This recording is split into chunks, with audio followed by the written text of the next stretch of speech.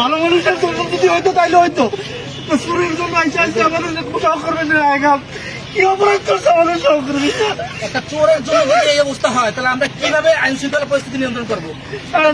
যদি এই অবস্থা হয় তাহলে পুলিশ কিভাবে তার পুলিশিং করবে? দর্শক, ভিডিও তো দেখলেন, থানায় ঢুকে পুলিশকে এইভাবে মারধর করেছে।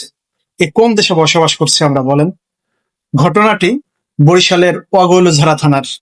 মাদক ও চুরির মামলায় এক আসামিকে গ্রেপ্তার করেছে পুলিশ। তাকে মূলত কেন্দ্র করে বিএনপি এবং যুব দলের নেতাকর্মীরা থানায় হামলা চালায়। এই হামলায় ডিউটিরত 6 জন পুলিশ সদস্য আহত হন।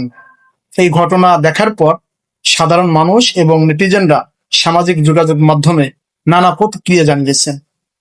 অনেকেই বলছেন যে অপরাধী যে দলের হোক না কেন, অপরাধ করলে তাকে শাস্তি পেতেই হবে। দর্শক, এভাবে থানায় ঢুকিয়ে পুলিশ পেটানোর এই সংস্কৃতি কি দেশ ও দশের জন্য ভালো? আপনাদের মতামত কমেন্টে জানান এবং ভিডিওটি সবার মাঝে ছড়িয়ে দিন।